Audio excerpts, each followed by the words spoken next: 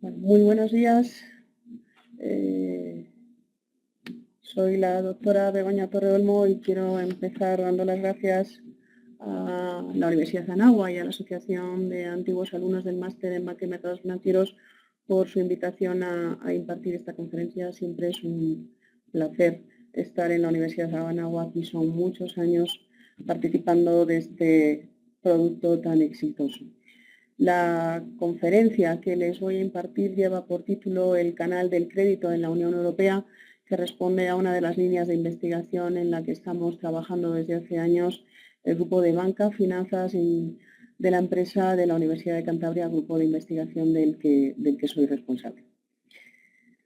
Han pasado ya algunos años desde el inicio de la crisis de 2008, algunos menos desde la crisis de deuda soberana en Europa, y sin embargo los sistemas bancarios continúan mostrando un funcionamiento anormal en lo que es su actividad básica.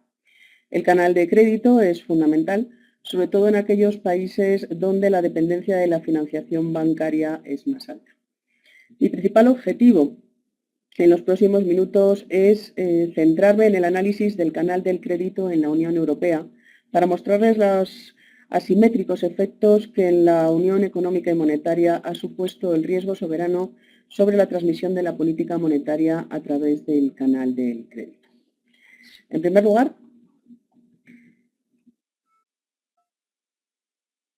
dedicaré unos breves minutos a establecer la importancia de la relación entre los sistemas financieros y el crecimiento económico, la importancia del canal. A continuación, me centraré en señalar algunos de los aspectos más significativos de los canales alternativos al crédito bancario, para finalizar hablando de una corriente de investigación en la que estamos inmersos, que es la importancia del riesgo soberano y sus efectos sobre la transmisión de la política monetaria a través del crédito bancario, finalizando esta conferencia con algunas breves conclusiones.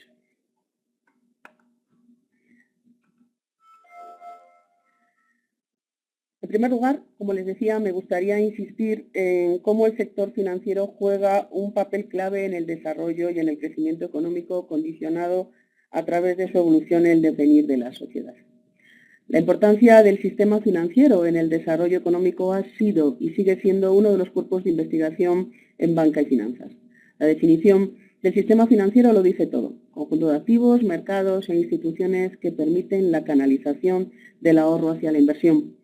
En el momento en que ese canal se rompe, ya hablamos de deficiencias en una de las funciones principales que deben cumplir: la asignación eficiente de recursos en la economía. A través del sistema financiero, de las entidades financieras sobre todo, se moviliza el ahorro, se gestionan riesgos. Así, el desarrollo financiero, como pueden ver en la transparencia, puede causar un desarrollo económico mejorando la asignación de los ahorros en una economía. Es muy importante la canalización del ahorro hacia la inversión. Los bancos movilizan ese ahorro, gestionan riesgos, evalúan gestores y facilitan transacciones.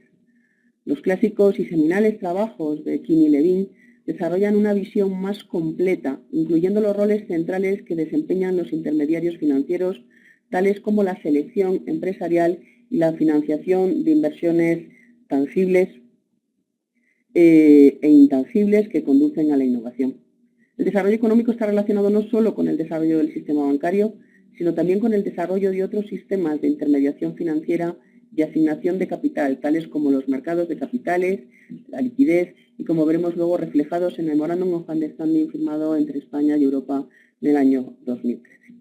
No hay nada nuevo en esto, pero sí que nos han ocurrido algunos hechos clave en las últimas décadas y que la crisis financiera del 2008 y la posterior crisis de deuda soberana en Europa ha hecho aflorar con dramática efervescencia. Lo que tienen en la transparencia es la importancia a la que me refería entre el desarrollo bancario y el crecimiento económico de un país, y esas consecuencias y esos hechos clave que han ocurrido en las últimas décadas, me referiré a ellos a continuación. En primer lugar, la concentración bancaria y el incremento de la competencia por los fenómenos de la desregulación, la globalización, que ha incrementado los incentivos a asumir riesgos por parte de las entidades financieras.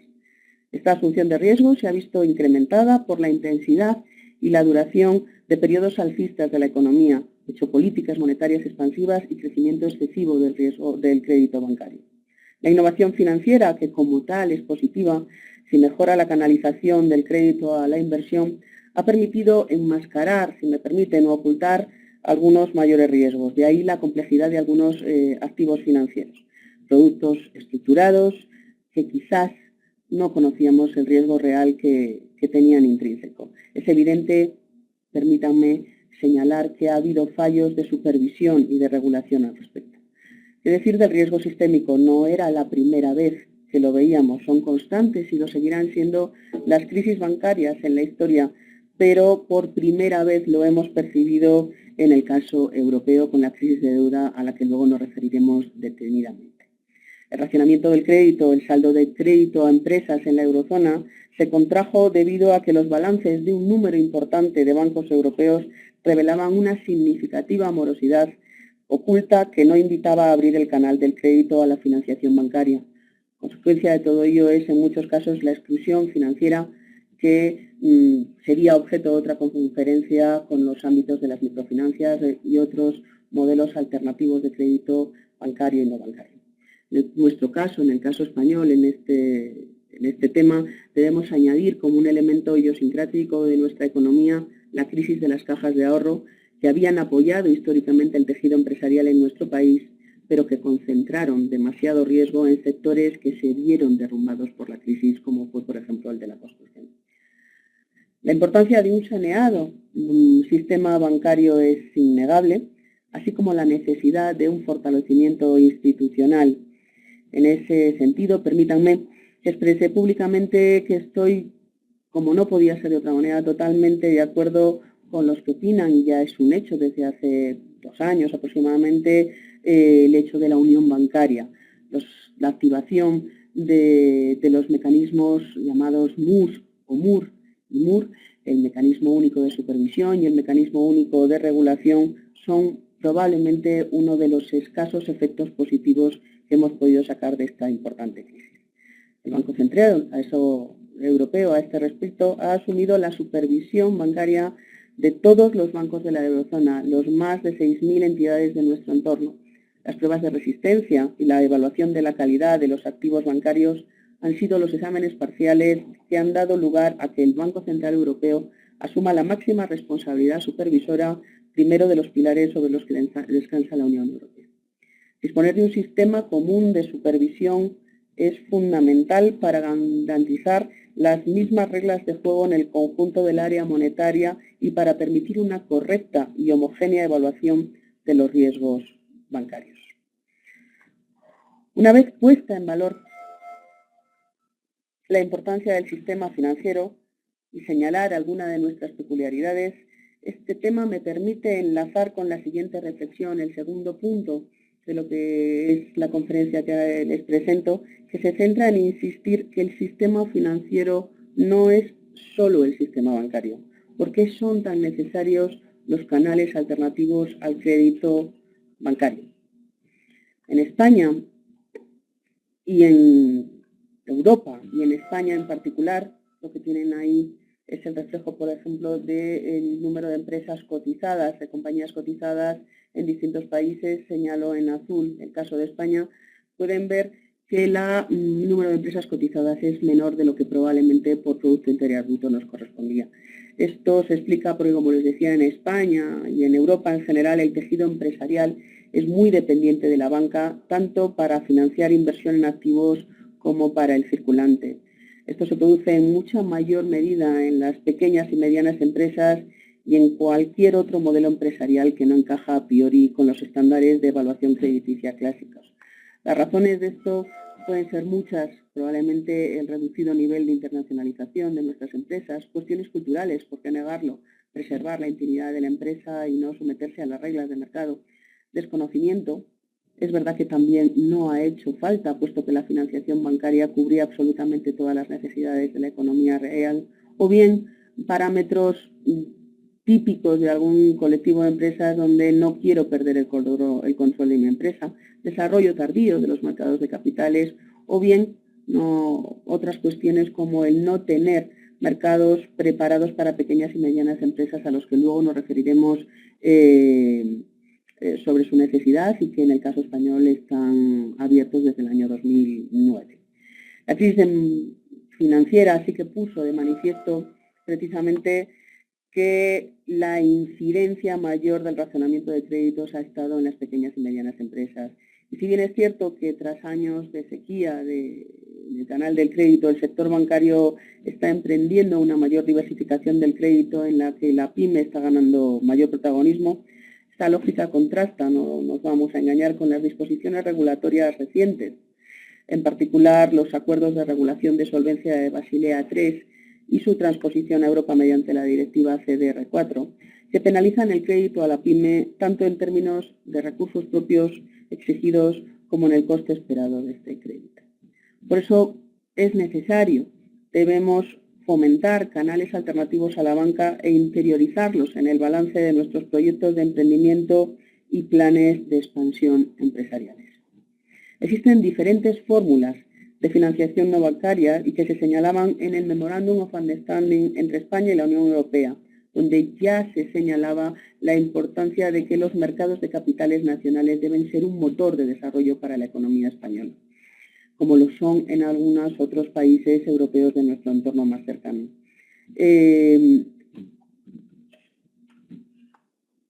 Los mercados de capitales nacionales,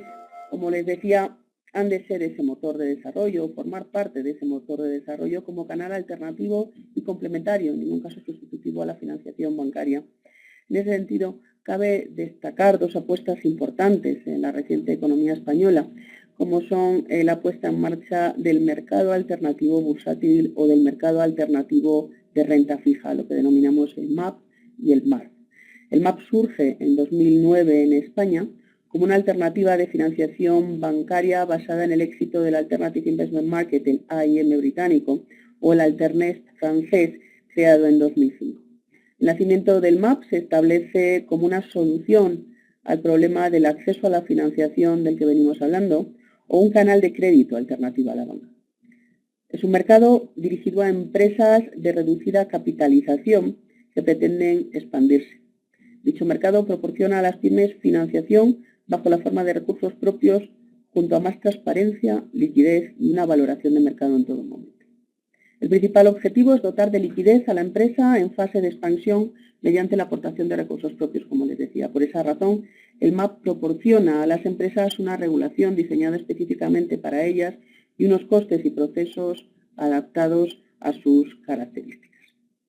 En Europa existen mercados en los que las empresas de menor dimensión pueden salir a bolsa en busca de financiación desde hace décadas.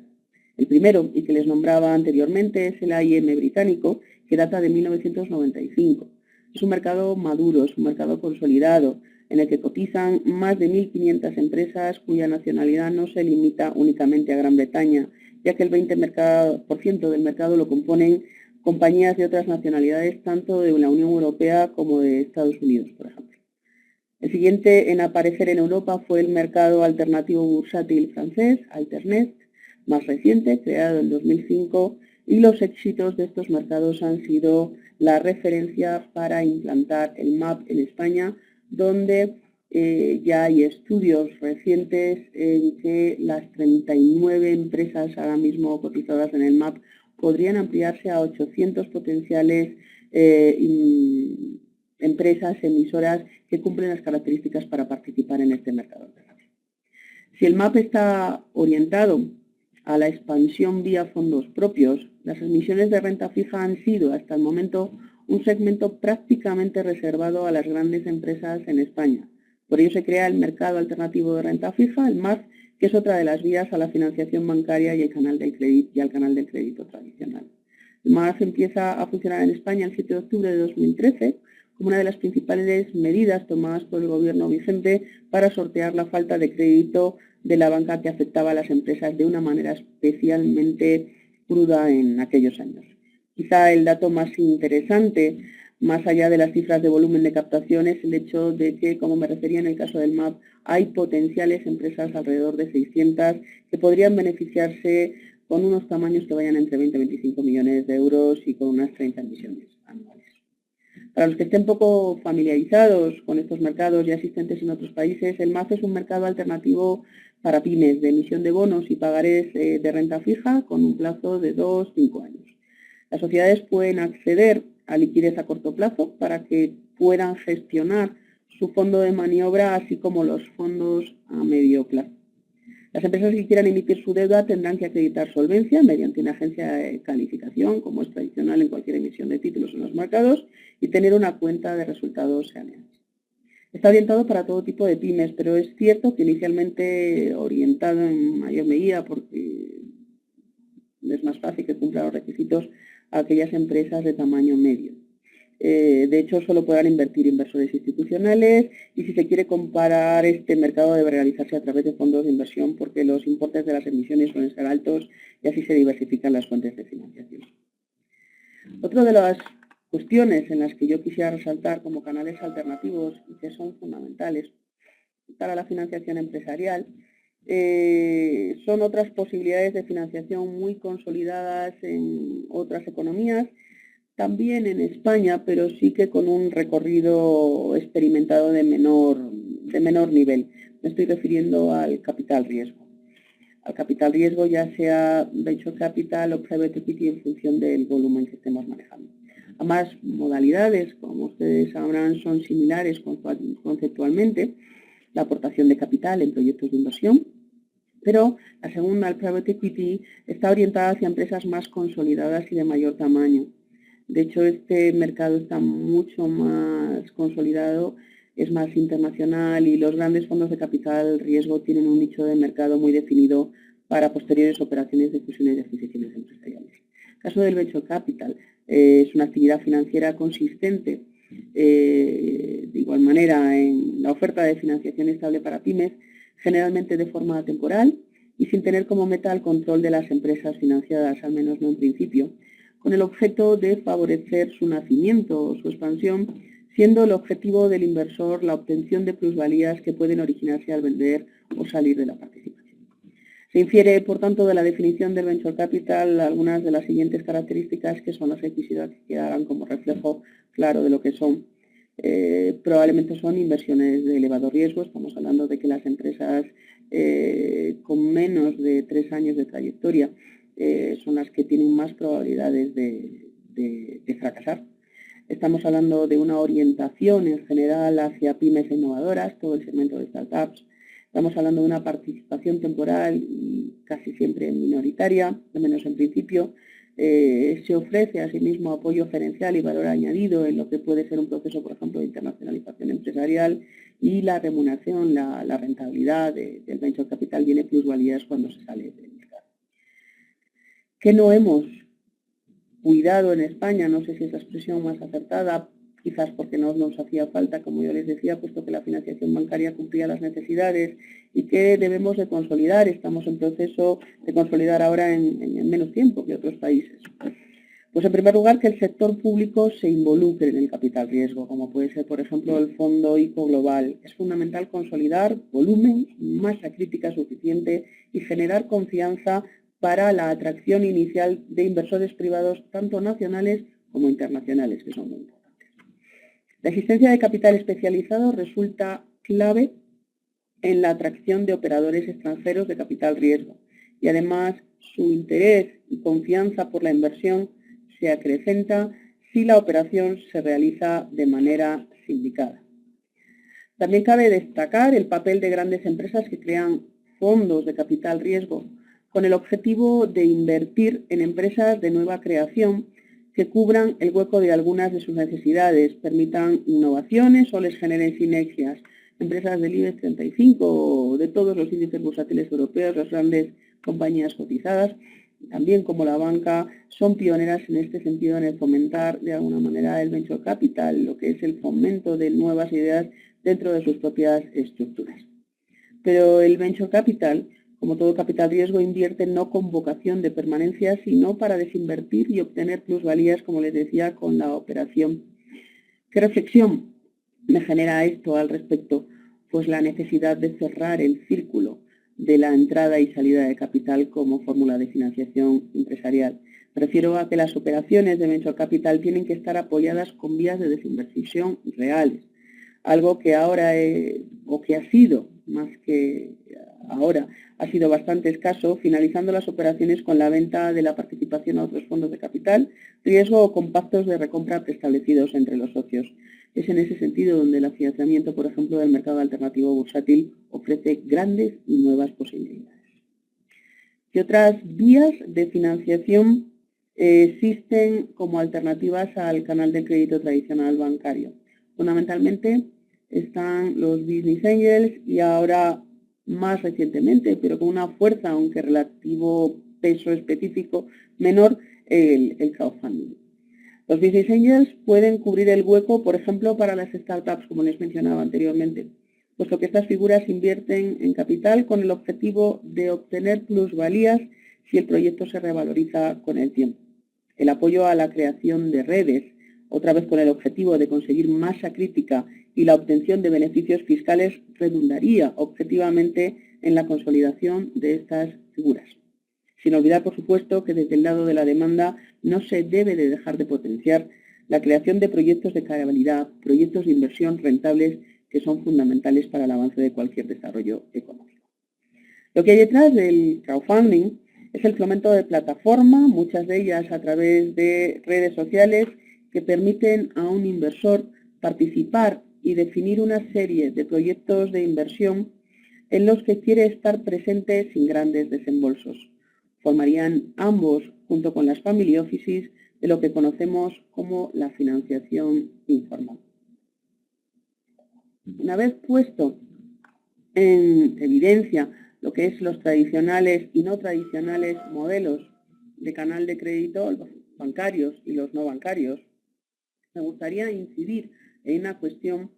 que ha sido muy importante y muy significativa en el caso de la financiación empresarial en Europa, y es el hecho de la influencia del riesgo soberano y los efectos sobre la transmisión de la política monetaria a través del crédito bancario que ha tenido la política establecida por el Banco Central Europeo.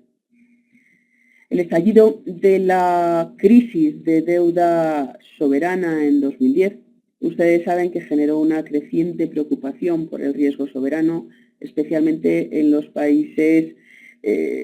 digamos, los de la periferia europea, como fueron España, Portugal, Irlanda, Italia y Grecia. La apreciación de un mayor riesgo soberano deterioró las condiciones de financiación del sector bancario, dando lugar a asimetrías en el proceso de transmisión monetaria entre países. En este sentido, las acciones de política monetaria han tenido distinto impacto en los países, es algo en lo que quiero incidir, donde los estados con mayor riesgo soberano, como puede ser el caso de los citados, se han visto menos beneficiados de la fuerte bajada de tipos de interés aplicada por el Banco Central Europeo. Este escenario ha dejado al descubierto las principales carencias de la Unión Europea y ha demostrado la imposibilidad de crear una auténtica unión económica monetaria solo en base a una moneda y política monetaria común. Dado que en la Europa la financiación, como decíamos al principio de esta conferencia, procede del sector bancario, desempeña un papel primordial el deterioro de la transmisión monetaria a través de las instituciones de crédito, y es un fenómeno que merece especial atención. Es por ello que desde los procesos iniciados de razonamiento de crédito, una vez que llegó la crisis de deuda soberana, es una de las líneas de investigación, como les decía inicialmente, en las que el grupo de investigación Banca y Finanzas de la empresa está inmerso desde la crisis de la deuda soberana. ¿Cuáles son las repercusiones de la crisis de la deuda soberana en el canal de crédito en la eurozona? Veremos los posibles efectos del riesgo soberano sobre el proceso de transmisión monetaria, muy importante su análisis para identificar la heterogeneidad y las disfunciones que se producen entre países, y veremos también los efectos que el riesgo soberano ha tenido sobre las condiciones de financiación del sector bancario y las posibles relaciones que pueden existir entre el riesgo soberano y la transmisión de la política monetaria a través de los campos. Permítanme que antes de analizar esos efectos, dedique unos minutos a recordar las principales etapas que sufrió la crisis de la deuda soberana para poner en contexto el análisis posterior que realizamos. El largo proceso, lo que denominamos y pueden ver en la transparencia como el origen y desarrollo de la crisis de deuda soberana, la primera etapa, los años precrisis. Largo proceso, como les decía, de integración entre los países que componen la Unión Económica y Monetaria, la UEM, culminó en 1999 con la adopción del euro como moneda común. Desde ese momento, el Banco Central Europeo se responsabilizó de la política monetaria del conjunto de la UEM, quedando la política fiscal en el ámbito de competencias de cada uno de los países miembros. Una de las consecuencias más destacables de todo este proceso de integración fue la convergencia de los rendimientos de los bonos de los distintos países miembros hacia el nivel de Alemania, más seguro. Esta situación impulsó notablemente los movimientos de capitales entre países en busca de nuevas inversiones rentables. Y además se produjo un recalentamiento de las economías, las cuales experimentaron diferenciales positivos de inflación y, en consecuencia, menores tipos de interés. Esto propició la existencia de crédito abundante en condiciones benignas, lo cual dio lugar a un espectacular crecimiento económico, como pueden observar en el gráfico de la izquierda, donde se ve la evolución del Producto Interior Bruto y la tasa de desempeño en la zona euro en los años precrisis. No obstante, este boom económico estuvo acompañado de un excesivo endeudamiento por parte del sector público, fundamentalmente en Italia y Grecia, como pueden ver en el gráfico de la derecha, Grecia en un tono amarillo y en el caso italiano en el azul claro. También se produjo un incremento del endeudamiento del sector privado, como pueden ver en el gráfico de la izquierda, principalmente en los países de Irlanda, Portugal y España, señalado Portugal en verde, Irlanda en morado y España en azul. En este escenario de gran expansión económica, el precio de los activos se incrementó de forma exponencial, especialmente en la vivienda, generándose lo que hemos denominado y conocemos como burbujas inmobiliarias, tal y como pueden apreciar en el gráfico de la derecha.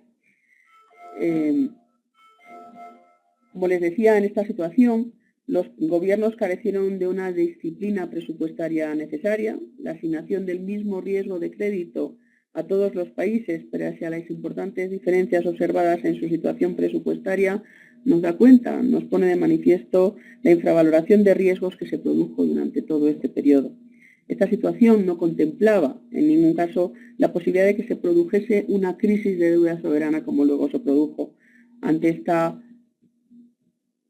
no esperada posibilidad, está claro que lo que provocaba era que en el entorno institucional no se adoptasen medidas ante los posibles shocks que vinieran a venir y como luego de hecho se vinieron. Todo este proceso de integración supuso también una mayor interdependencia entre los Estados miembros, lo cual unido, como veíamos anteriormente, al fuerte endeudamiento y a un laxo, si me permiten la expresión, sistema de prevención de crisis, generó un cóctel ideal para que potenciales shocks económicos se contagiasen rápidamente entre los países. La segunda etapa es el origen y desarrollo de la crisis de la deuda soberana. Esa segunda etapa viene marcada por el estallido de la crisis subprime en 2008 y la caída de Lehman Brothers el mismo año, que golpearon fuertemente a los mercados de capitales y generaron graves problemas de liquidez a los bancos. El sistema financiero se colapsó, como ustedes bien saben, y los bancos dejaron de prestarse entre sí, cerrando el canal del crédito, algo a lo que no habíamos estado acostumbrados, algo que no conocíamos en la eurozona, y marcó el inicio de la crisis económica financiera en la zona euro realmente. En Europa la crisis se consideró inicialmente un problema puramente bancario, por lo que los gobiernos de cada país lo que hicieron fue poner innumerables recursos financieros a disposición de los bancos en aras de devolver la confianza al sector bancario e impulsar el crédito a la economía. El caso más notable de apoyo financiero a la banca fue el de Irlanda y, sin embargo, otros países, como es el propio caso de España y Grecia, también tuvieron que recurrir a los fondos públicos para costear el rescate de sus bancos, como pueden ver en el gráfico de la izquierda. las ayudas financieras a la banca, no podía ocurrir otra cosa, tuvieron un serio impacto sobre el déficit público de los países, como pueden ver en el gráfico de la derecha. El Banco Central Europeo también intervino para estabilizar los mercados financieros a través de la continua reducción de tipos de interés hasta mínimos históricos, como pueden ver en la transparencia en el gráfico de la izquierda, y asimismo puso en marcha medidas no convencionales como complemento a la bajada de tipos. En concreto, modificó las subastas a tipo interés variable por subastas a tipo fijo con volumen ilimitado de liquidez, amplió el sistema de activos de garantía, aumentó el plazo de las operaciones de financiación, realizó inyecciones de liquidez e instauró un programa de adquisiciones de bonos garantizados, todas esas medidas reflejadas en el cuadro de la derecha. Por otro lado, la incertidumbre sobre la valoración de algunos activos de los balances de las entidades, lo que denominamos los activos tóxicos, fomentó el desarrollo de dos tipos de sistemas de apoyo a los activos. Por un lado, los sistemas de aseguramiento de activos y, por otro lado, los sistemas de extracción de activos que se transferían a una institución separada, así que lo que denominamos los bancos malos, ¿vale? En este contexto de gran apoyo a la banca, no se consideró el efecto que los rescates bancarios podían tener sobre la sostenibilidad de las finanzas públicas, y este hecho tuvo gravísimas repercusiones al precipitar la crisis de deuda que, como veremos a continuación, se desencadenó posteriormente. En lo que es la tercera etapa, que es lo que es en sí mismo la crisis de deuda soberana. En primavera de 2010, Grecia solicitó asistencia financiera a la eurozona y al Fondo Monetario Internacional al conocerse que su déficit fiscal era mucho más elevado de lo que se pensaba. La crisis financiera pasó entonces a tener un nuevo cariz, convirtiéndose en una crisis de deuda soberana. La fuerte interconexión entre los mercados financieros, junto con la gran acumulación de deuda y las debilidades en la estructura institucional de la Unión Económica y Monetaria, hizo que la crisis se propagase rápidamente a otros países, afectando, como bien sabemos, principalmente a Portugal, Irlanda, Italia, Grecia y España. Las tensiones soberanas impactaron negativamente en la confianza de los inversores, generando una creciente preocupación por el riesgo soberano. Esto se reflejó en los considerables incrementos en los rendimientos de deuda pública de los países más afectados, así como en las progresivas rebajas de su calificación crediticia por parte de las empresas de rating, como ustedes pueden apreciar en los gráficos de la transparencia, donde tienen en el gráfico de la izquierda el diferencial en puntos básicos en el bono de referencia a 10 años con respecto a Alemania, lo que es la evolución del riesgo soberano, y en el gráfico de la derecha el rating como se vio afectado de forma inmediata. Esta situación tan problemática propició la adopción de varias medidas. Así, en junio de 2010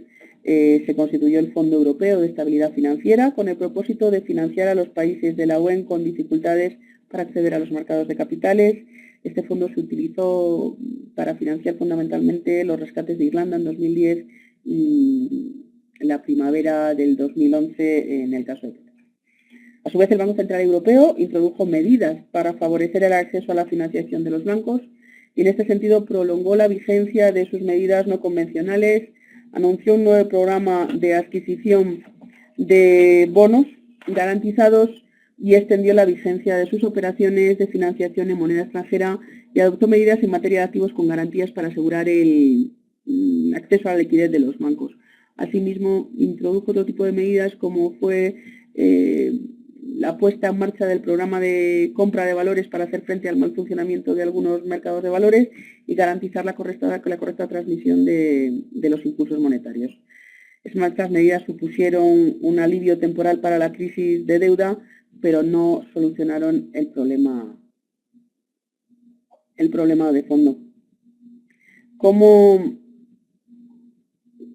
evolucionó?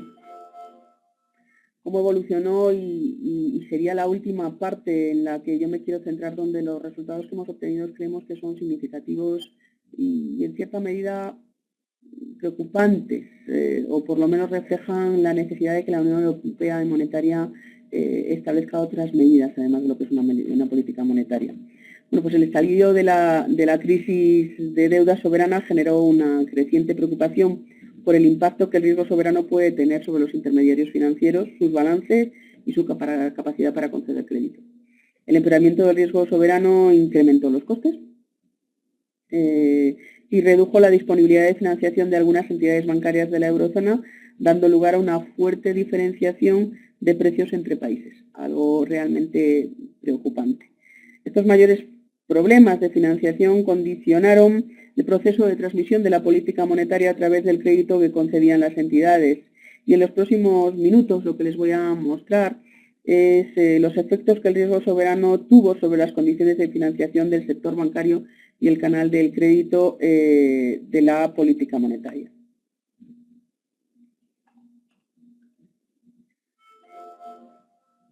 La apreciación de un mayor riesgo soberano se transmitió a las condiciones de financiación de la banca nacional a través de diversos canales, tal y como ya señaló el Consejo General de Estabilidad Financiera en el año 2011. ¿Cuáles son esos canales? Por otro lado, canales tradicionales dentro de la literatura financiera: el canal de tendencia de activos, el canal de liquidez, el canal de rating soberano y el canal de garantías del gobierno. En primer lugar, el canal de tendencias de activos, el Asset Holding Channel, demuestra un empeoramiento del riesgo soberano, demuestra que ese empeoramiento del riesgo soberano reduce el valor de los bonos de deuda pública que mantienen las entidades en su balance, lo que le conlleva claramente a un debilitamiento del mercado y por tanto, a un acceso de financiación mucho más costoso. Este mecanismo es especialmente relevante en Europa en aquellos momentos donde los bancos estaban y están altamente expuestos a la deuda de su país de origen. En segundo lugar, el canal de liquidez, el Liquidity or Collateral Channel, afirma que un mayor riesgo soberano limita el valor de los títulos de deuda pública como colateral que las entidades pueden utilizar en las operaciones de financiación. En tercer lugar, el canal de rating soberano sostiene que las rebajas en el rating de deuda soberana van frecuentemente acompañadas de rebajas en el rating individual de los bancos nacionales, lo cual incrementa su riesgo y restringe su acceso a financiación en el interbancario. En cuarto lugar, el canal de garantías del gobierno revela que un deterioro del riesgo soberano reduce los beneficios que las entidades sistémicas obtienen de garantías por parte de sus respectivos gobiernos, los cuales han contribuido tradicionalmente a reducir sus costes de financiación. Sin embargo, dadas las crecientes tensiones en la eurozona, el valor de aquellas garantías se vio mermado, prácticamente se redujo y sobre todo en los países más débiles de Europa, en aquellos países más afectados o los que tuvieron que pedir el rescate o aquellos que fueron afectados y que son los que nombramos anteriormente, lo cual repercutió negativamente especialmente sobre el canal del crédito de sus países y sobre las condiciones de financiación de sus bancos. Por último, la aversión al riesgo y la mayor incertidumbre contribuyeron claramente al encarecimiento de los costes de financiación de las entidades en países con mayor riesgo soberano. ¿Cómo concretar las consecuencias, ¿no? Las consecuencias fueron que las condiciones de financiación son mucho más desfavorables, han sido mucho más desfavorables para las entidades bancarias que operan en países con mayor riesgo soberano. Políticas expansivas no han llevado a una mejora del canal de crédito en estos casos. Y además, como les pongo en la transparencia, las repercusiones claras sobre el canal de crédito de préstamos bancarios en la política monetaria afectó directamente a tres variables que son las que me voy a señalar en el final de esta transparencia y que son variables fundamentales a la hora de fomentar el canal de crédito, en este caso bancario, ¿no? Que son los costes de financiación, las reservas de liquidez o bien la oferta crediticia de las entidades bancarias y los tipos de interés aplicados a sus clientes. En primer lugar, como pueden ver en los gráficos de las transparencias, recogen la evolución de los tipos de interés sobre los depósitos bancarios de los hogares y de las empresas no financieras, donde pueden apreciar que los resultados muestran que durante la crisis todos los bancos experimentaron notables presiones financieras. Pero es más, los países de la periferia europea, recuerden España, Irlanda, Portugal, Grecia e Italia, soportaron aún mayores tipos de interés a la hora de emitir depósitos, principalmente de los depósitos a largo plazo. Las diferencias en el coste de los depósitos entre países periféricos y el resto de países de la Unión Europea, considerados 11, los 11 no están los 27, son más pronunciadas a partir del 2010, coincidiendo con el estallido de la crisis de deuda soberana. Esto refleja las mayores primas exigidas por los depositantes para compensar el aumento del riesgo soberano. Estos resultados pueden revelar también los intentos de los bancos de ofrecer condiciones más atractivas para atraer depósitos y contrarrestar la reducción de financiación de mercado que ocasionó el riesgo soberano.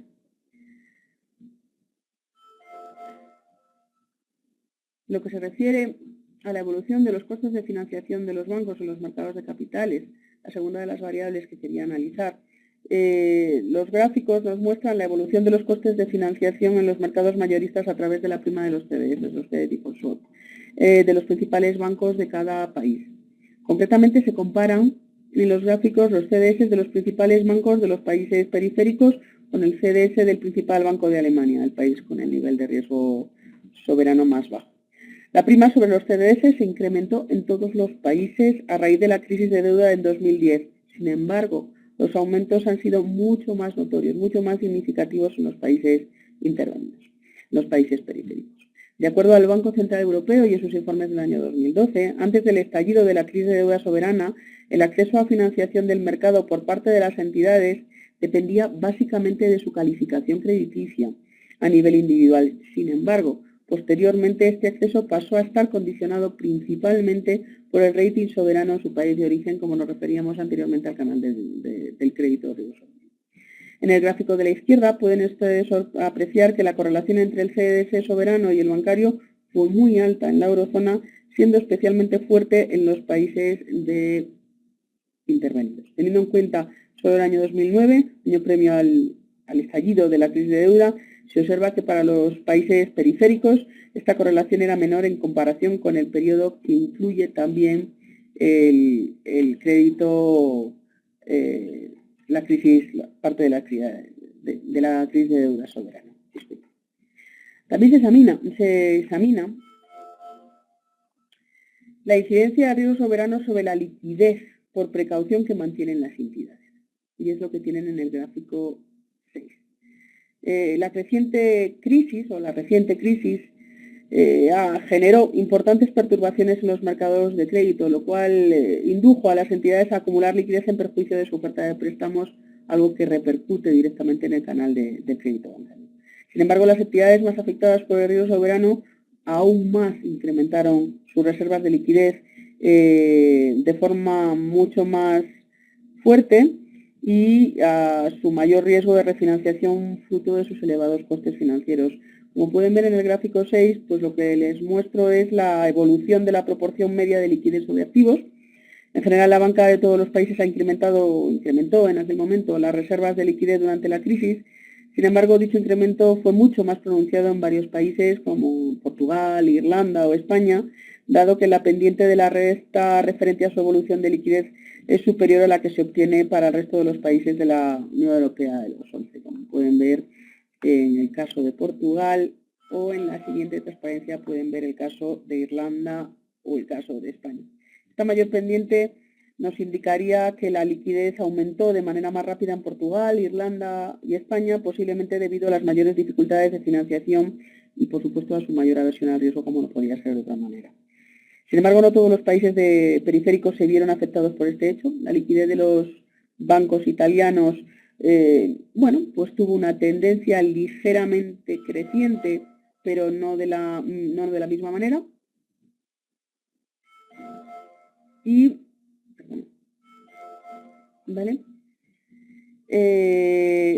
el riesgo soberano en Italia aumentó en menor medida y de forma más tardía en comparación con el resto de países de la periferia, lo cual podría explicar un poquito este efecto. Por otro lado, Grecia fue el único país periférico que siguió teniendo un comportamiento de liquidez distinto durante la crisis, manteniendo en términos generales una tendencia prácticamente plana. Esto podría deberse a que el Banco Central griego empleó el paquete de rescate y la liquidez proporcionada por el eurosistema para impulsar precisamente el crédito interno y retrasar así la recesión. ¿Qué me gustaría señalarles por último? Pues por último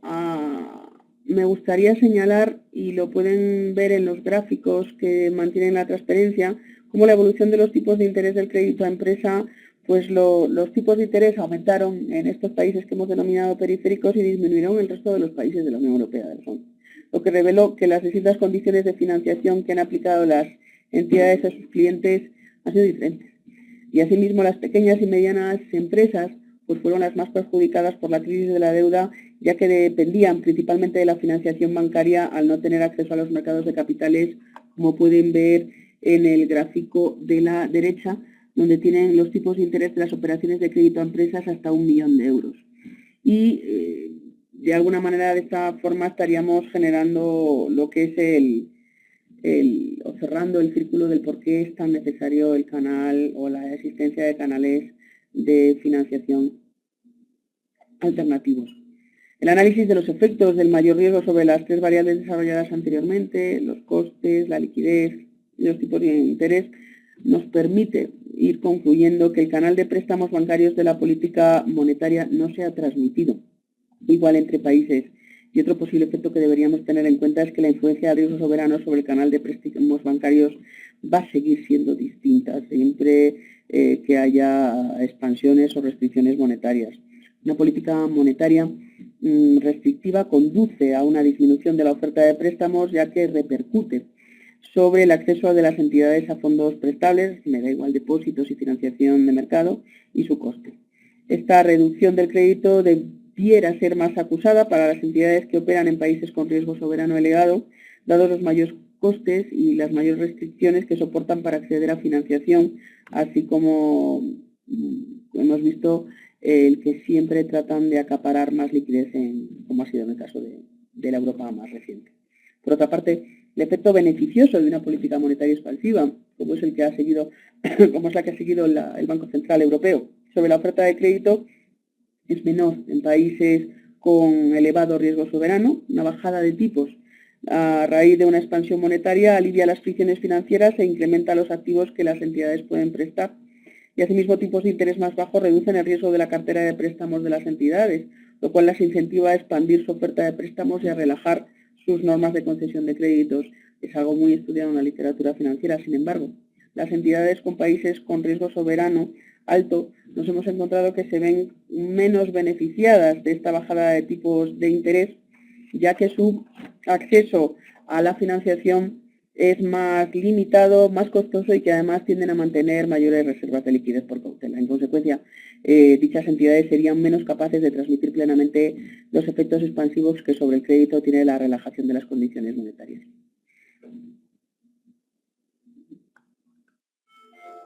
Nuestra conclusión es que el canal de crédito bancarios, como les decía, de la política monetaria no se transmite igual entre países.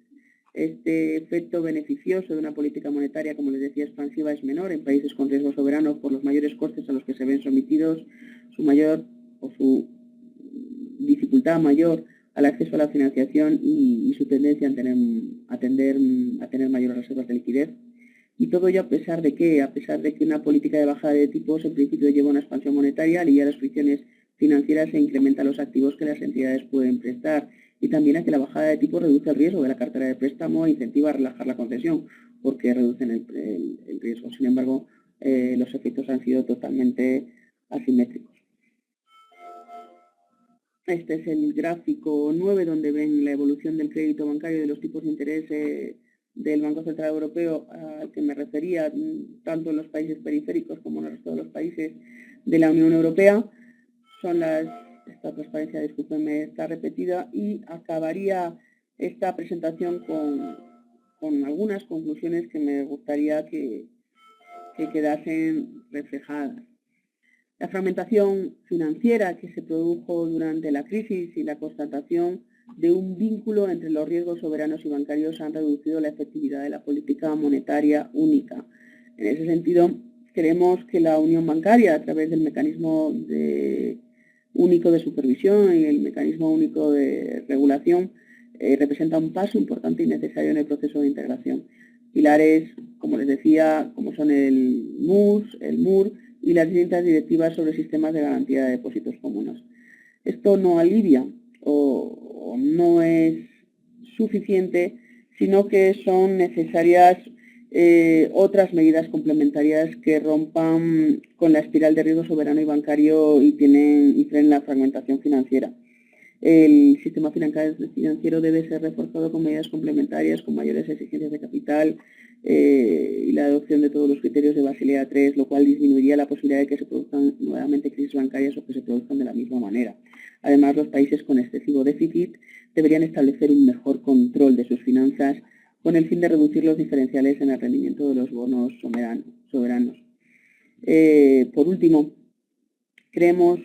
que el conocimiento de las diferencias en la transmisión de la política monetaria que estamos llevando a cabo en los trabajos debido al riesgo soberano, creemos que pueden ser estos resultados extrapolables o quizás relevantes, si me permiten, para los países de América Latina, ya que muchos de ellos cuentan con elevados riesgos soberanos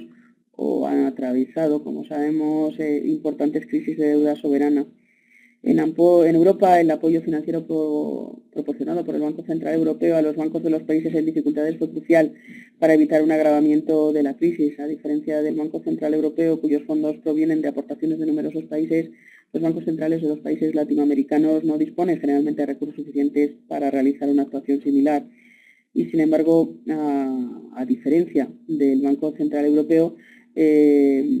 o a diferencia de los países europeos, donde estamos sometidos a una disciplina única de tipos de interés, una disciplina financiera, como sabe el Banco Central Europeo, los países latinoamericanos cuentan con una política monetaria y cambiaria propia con la que tienen la posibilidad de contrarrestar los efectos de un elevado riesgo bancario. Con esto finalizaría mi intervención, dando de nuevo las gracias a la Universidad de Anáhuac, a la Maestría en Banca y Mercados Financieros, a la Fundación de